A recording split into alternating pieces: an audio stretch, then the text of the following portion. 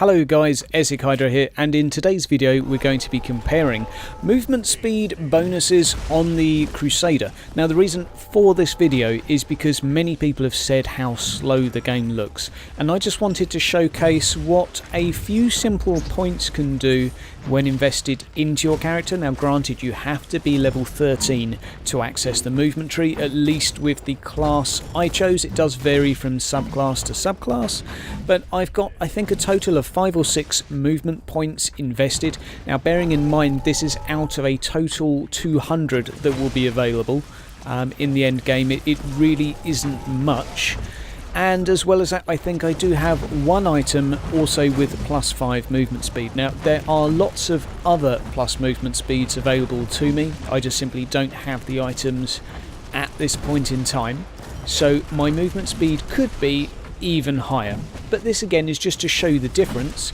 You may notice it's actually the same map. It has different weather settings on the two, but they're actually the exact same map. Don't focus exactly on how long it takes for me to complete these missions, because, well, I make mistakes. Sometimes my suppression gets low, that costs time. The most accurate way of comparing the two would really have been just to put me in a long corridor and go for a sprint and compare the two footages, but I thought actually maybe it's better to see the actual gameplay itself, because you're not going to be just running down corridors racing. You want to actually see what impact it has sort of in a visceral setting in the game, how it feels with a bit of plus movement speed. So if you haven't figured out already, unfortunately, as I say this, I am actually suppressed on the left hand screen, but that is the one with, I think, about plus 15% movement at the moment. It might be a little bit higher, might be about 20, but again, it can go much higher. Obviously I'm showing you the slower of the two classes as well. The Crusader is notably slower than the Assassin, just in terms of base movement speed. Now, whether or not you agree with that, honestly, I'm going to leave that to be a topic for another day, because that is a discussion on its own, having standardised movement speeds. If you're going to have PvP in a game, I think it sort of needs to be considered, and the Assassin has dodge already, making them more mobile, but that's something we'll talk about another day. We're going to wait and see what the developers are going to do with this, because they have already said they're looking into ways of sort of normalising movement speeds.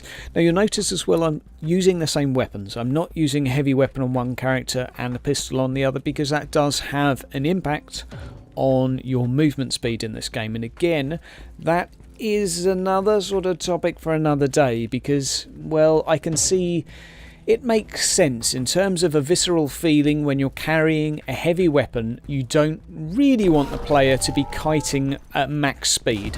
It just looks awkward and clunky if you're carrying around a plasma cannon and you're doing it at the same speed as the mate next to you who's got a chainsword and a bolt pistol. The two characters moving at the same speed, sometimes when you have something that just doesn't make that much sense in a game, sort of from an aesthetics point of view, it can be fairly damaging to the game's sort of appearance. However, it is damaging to the actual gameplay, because, well, carrying around heavy weapons at the moment is just incredibly painful. The risk reward, obviously we've got the risk, they're incredibly slow. The reward isn't quite there yet. The reward is just that you've got a big gun, but it doesn't actually, I think, do any better AoE clear or any better sort of bonuses compared to the others. It's something I think FPS games have done fairly well. They've managed to have sort of different weapon classes that feel fairly different. You move at different speeds, but you come with different sort of cost benefits. But of course, this is an ARPG, not an FPS. But guys, I hope you're getting a little bit of a feeling by now as to the difference between the two. And again, this isn't the max movement speed I can get. This is just a few points invested of a total of a hell of a lot of points. So again, one can also probably make the argument that if something's going to be this important and everyone's going to be doing it, why even have the option in the first place? It is a valid point. It is a valid point, but for me the issue is once you start making that point, you can make that point of a little bit too much. You can say, okay, well the focus regen in this game is very, very good. It's very strong. So why not make that just, why not just increase the focus rate as a standoff as well? And then you could also say, okay, the suppression resist is also pretty mandatory. I don't know, or the health is pretty mandatory. Most people are going to be doing that. Why not just do that as well? And then you actually just get left in a point where you're not left with that much to put skills into. And I mean, me personally, I'm okay with leveling a game and getting faster as I go. It's just something I've been used to in ARPGs. As I level, the actual pace of combat progresses as your character gets quicker. And pace of combat is largely down to the weapons and the abilities, but the movement speed does play a part in it. It decreases your time differences between packs. And, well, a lot of other factors. Your ability to dodge, you can actually start saying, okay, this character's further into the game, will give them less time to react to an ability, which is basically a form of progressing the difficulty. And you can only really do that by giving them a small bit of movement speed as well, just so that it remains viable. So I'm completely happy with starting slow and getting quicker. And I have prayed to the gods, to the tech priests, and I have said to Neocorp, please, please, please, please include some footage while you're at Gamescom of a Crusader. Look at me sprinting on the left there. I say sprinting. It's pretty quick. Please include some footage of this at Gamescom in your trailers. Don't just show heavy weapons moving at low speed.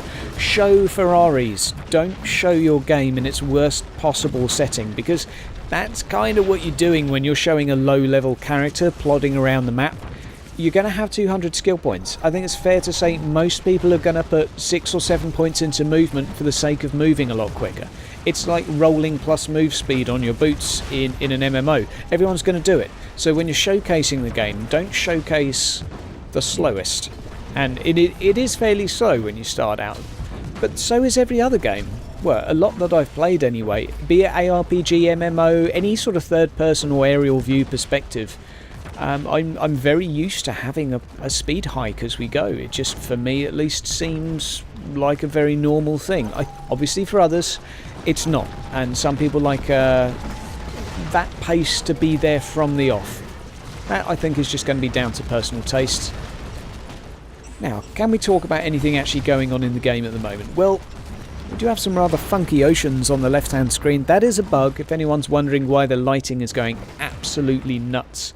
That is a bug at the moment. Guys, the map's only been out a week. There are always graphical artifacts and things like that when you first put something into a game. Now, something I bring up whilst I'm on this point is quite a few people say, oh, the game wasn't quite ready for release when they released it. Well, you are talking about a company that has sort of 20, 30 people. I don't know the exact number. It might be 30, 40 now. But they don't have the capacity to test incredibly thoroughly without hiring and spending money on, well, extra people to do that. That's normally a paid service. I guess many game developers will do that, because then you get to release something and just focus on the feedback side and a little bit of bug gathering that others couldn't find. Well, I don't think Neocorp probably has that much money, so don't be surprised when you find bugs. Don't be surprised if something's released and it seems like, oh, it's not quite ready yet. That's kind of what we're there for. It's what we signed up to. That's exactly what they said. Now you notice I'm putting some points into movement speed.